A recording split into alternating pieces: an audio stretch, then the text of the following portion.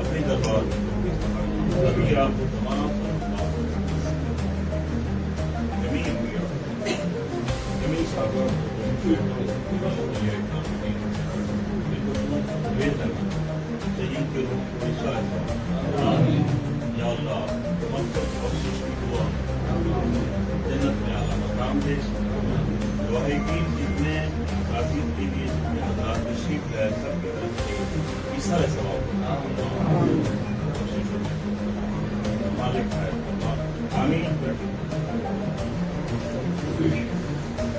इनका हाल पूछने के लिए, इनके साथ हमदर्दी करने के लिए आया, क्योंकि इनका एक नौजवान की जिंदगी ली गई है, बहुत के घाट उसको उतारना है। उसके लिए जितनी भी मजम्मत की जाए वो कम है। कल मैं नहीं पहुंच पाया, अमरुद्दौला साहब की तरफ से, सरकार की तरफ से आज मैं यहाँ हाजिरी मैंने दी है और मैंने कुछ बातें जो है वो कह दी हैं अपनी तरफ से।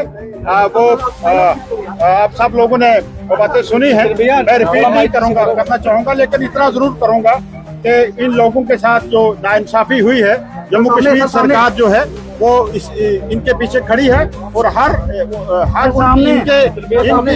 इनके इंसाफ के लिए, इनकी हमदर्दी के लिए जम्मू कश्मीर सरकार जो भी भरपाई कर सकेगी वो इंशाल्लाह करेगी। आपने कहा कि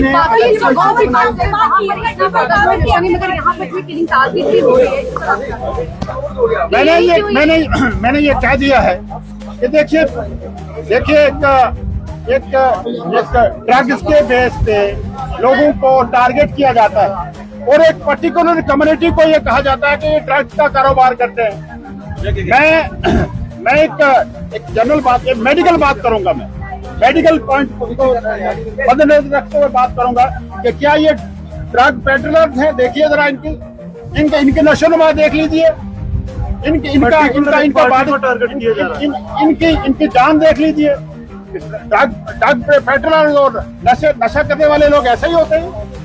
आप देख लीजिए जहाँ भी गुजर जो है, ये कठुआ, सांबा, जम्मू के जो लोग हैं हमारे सामने, वो मेडिकली कितने फिट है। और ये एक पूरी साजिश है और इस कम्युनिटी को बदनाम किया जा रहा है।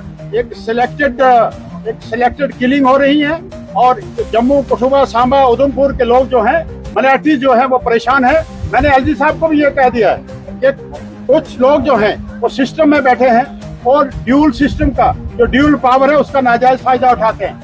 वो अपनी कमजोरी छिपाने के लिए निहत्थे लोगों को और मासूम लोगों को गोली का निशाना बनाते हैं और ये कह रहे हैं कि हम जो सरकार चला रहे हैं, इस ड्यूल पावर सिस्टम की वजह से जम्मू, कठुआ, सांबा और उधमपुर के लोग जो हैं, पर्टिकुलरली मराठी के लोग जो हैं परेशान हैं। इस पे जो है सरकार को, जो दिल्ली में बैठे हुए हैं, इसको फौरी तौर पे जो लोगों का मैंडेट जम्मू कश्मीर की इस सरकार को दिया है वो मैंडेट दे दें, सरकार को वापस दे दें और हमें इंशाल्लाह ताला लॉ एंड ऑर्डर यहाँ मेंटेन करेंगे और सब सिस्टम को बेहतर करेंगे। बोला है ये शहादत है, एसपी साहब ने मान लिया कि ये शहादत हुई है। एसपी साहब ने बोला ये क्या कि ये बच्चे की शहादत हुई है। ये बच्चे की शहादत है, ये बच्चा बेगुनाह मारा गया है। पुलिस ने भी ये कहा है कि ये बेगुनाह है। अगर बेगुनाह है तो पुलिस का जो एफआईआर है वो एफआईआर दुरुस्त करें और जिन लोगों ने इस बच्चे को मारा है उनके तो 302 लगाएं और उनको अंदर करें और जो लोग जिम्मेदार यहाँ बैठे हुए हैं उन लोगों को एलजी साहब को फौरी तौर पे ट्रांसफर कर देना चाहिए, उन लोगों को। देखिए यहाँ एक सिस्टम में यहाँ जितने भी लोग बैठे हुए हैं वो छोटे से लेके बड़े तक, उनको ओवरऑल एडमिनिस्ट्रेशन में एलजी साहब को यहाँ तब्दीली लानी चाहिए, क्योंकि वो ये देख रहे हैं पुलिस लॉ एंड ऑर्डर उनके पास है, जो कैडर पोस्ट है उनके पास है। एलजी साहब को इन डिस्ट्रिक्ट में, इन इजला में फौरी तौर पे एडमिनिस्ट्रेशन पे बड़े पैमाने पे तब्दीली लानी चाहिए और सरकार में बैलेंस होना जरूरी है, पॉलिटिकल सिस्टम में बैलेंस होना जरूरी है। ब्यूरोक्रेसी में बैलेंस क्यों नहीं है? सर क्या कारण है कि जम्मू आप मेरी बात, ब्यूरोक्रेसी में बैलेंस क्यों नहीं है? आज आप देखें कि जितना भी सिस्टम आज से रहा है, शेर कश्मीर से लेके आज तक एडमिनिस्ट्रेशन में बैलेंस होता था। ये सबसे बड़ी कमजोरी जो है वो ये है कि यहाँ सिस्टम में बैलेंस नहीं है। क्या हमारे लोग यहाँ नहीं है सिस्टम को चलाने वाले?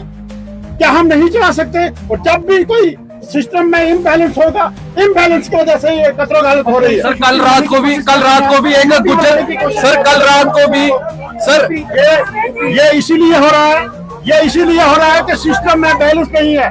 मैं एलजी साहब को रिक्वेस्ट करूंगा कि सिस्टम में बैलेंस करें, एडमिनिस्ट्रेशन में बैलेंस करें, इंतजामिया में बैलेंस लाएं। जावेद साहब कल भी एक गुजर परिवार के ऊपर जो है वो आपदा आई है। जावेद साहब कल भी एक गुजर माध्यम से सीएम अब्दुल्ला जी से जुडिशियल इंक्वायरी की मांग की है। क्या लगता है जरूरी होनी चाहिए जुडिशियल इंक्वायरी? देखिए, इंक्वायरी होनी चाहिए और जुडिशियल इंक्वायरी होनी चाहिए और ये सब सिस्टम सामने आने चाहिए। कौन लोग इसके पीछे? वो दो आदमी नहीं है जिन्होंने गोली चलाई है, इनके पीछे बैठे हुए ब्यूरोक्रेसी में कुछ लोग हैं जो ड्यूल पॉलिसी, ड्यूल पावर का फायदा